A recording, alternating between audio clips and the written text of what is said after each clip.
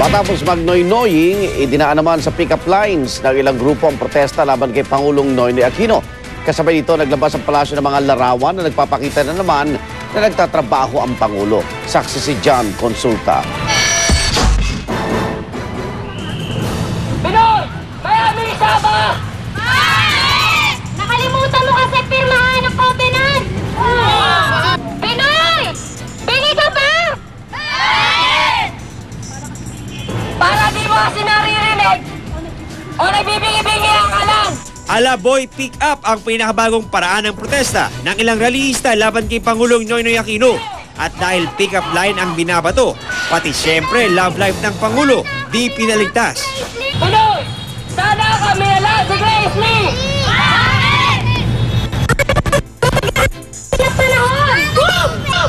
Pinoy! Broken-hearted ka ba?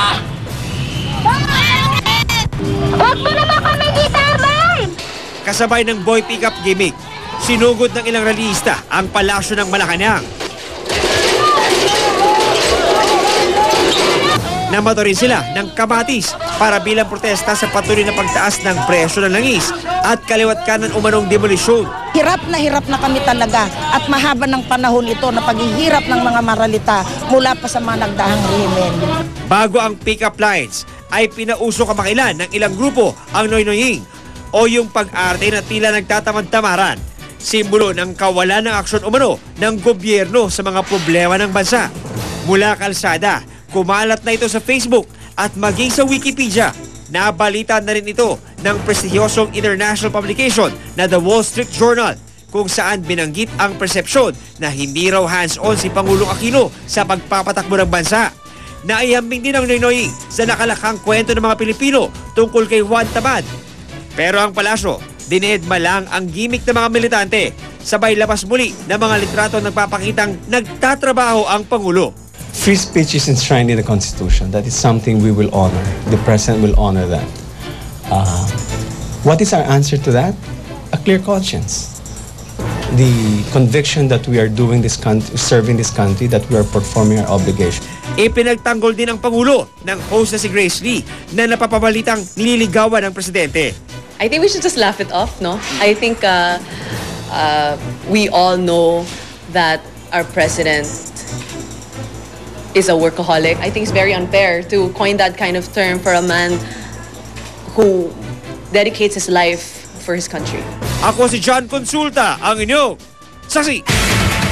At sa ulat panahon, asahan na raw ang pagbuti ng lagay ng panahon dahil papalabas na ng bansa ang low pressure area na nasa bahagi ng Palawan. Naperwisyo naman ng ilang araw na pag-uulan ang mga taga-Sorsogon.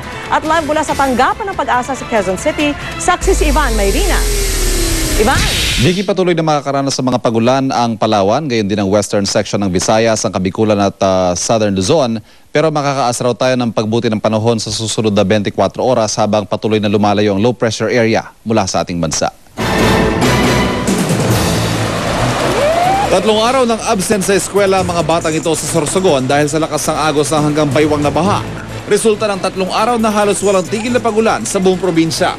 Ang mga ilog at spillway umapaw na. Kaya mga bata ay dinaan na lang sa laro ang paghihintay sa paghupa ng baha para muling makapasok sa eskwela. Ang mga magsasaka sa bayan ng Humban sa Sorsogon, naperwisyo na rin sa mga pagulan. Tuloy nang yumuko ang mga pananim na palay at lubog na rin sa tubig ang mga palayan. Tiyak na kabawasan na naman daw ito sa kanilang ani.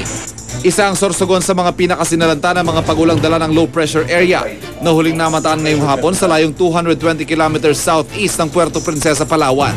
Kumikilos ito pakanluran na itinaasahang tatawirin ng Palawan bago tuloy ang lumabas ng Philippine Area of Responsibility sa darating na weekend.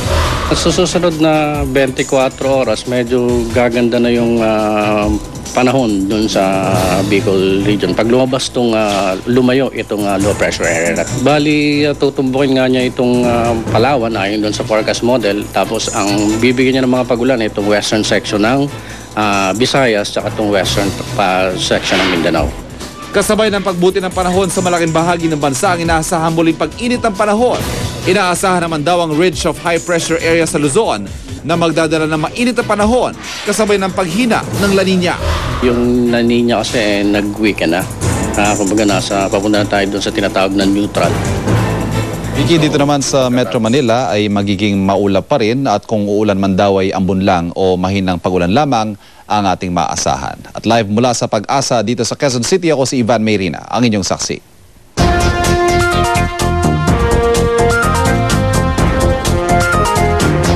Sa Barangay Saksi, puspusan na ang paghahanda ng mga palaisdaan at pamilya sa inaasang pagtaas ng demand sa isda sa darating po na Semana Santa. Saksi si Dante Perelio. Doble kayod ang mga tauhan ni Mang Larry sa 30 hektaryang palaisdaang ito tuwing sasapit ang mahal na araw. Sa panahong ito kasi umiiwas sa karne ang mga Katoliko bilang pagtitika. Kaya naman dagsa ang mga namamakyaw ng mga pinaparami niyang bangus at tilapia. Dito sa palaisdaan ni Mang Larry sa Barangay Coloong 1 sa May Valenzuela, kapag ordinaryong araw, 3 beses lang sa isang linggo kung manghuli sila rito ng isda. Pero kapag pumasok na raw ang Holy Week, araw-araw na ang ginagawa nilang panghuli. Magdadagdag kami ng tao para mas marami kaming mahuli. Sapat daw ang dami ng kanyang mga alaga, pero hindi umano sobra para hindi magsiksikan. At para masigurong di sila masasayang sa fish kill, regular daw niyang pinapalitan ng tubig ang kanyang mga palaisdaan. Ayon kay Mang Larry, hindi naman daw siya nagdadagdag ng presyo kahit pa mahal na araw. Pero ang mga nakausap kong tindero sa palengke, sinasabing karaniwan na raw silang nagtataas ng presyo ng isda mahigit 2 linggo bago ang Semana Santa.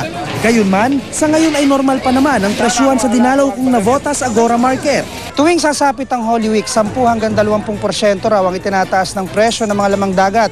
Yan ay dahil mas mataas ang demand kaysa sa supply. Si Aling Esperanza, isa sa mga mamimili, hindi raw maghahanda ng karne ngayong Holy Week.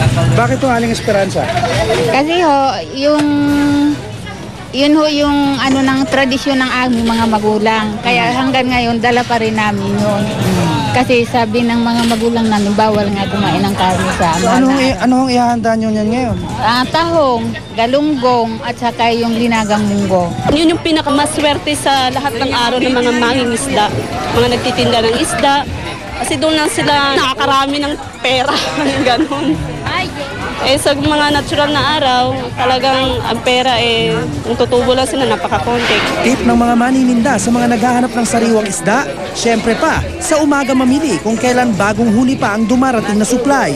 Pero kung gustong makamura, pwedeng tiyempuhan ng oras kung kailan paubos na ang mga isda bandang tanghali at hapon. Konting tansya lang dahil baka naman kayo ay maubusan. Ako si Dante Perelio, ang inyong saksi. Kailangan mapulang-mapula. Pula talaga siya.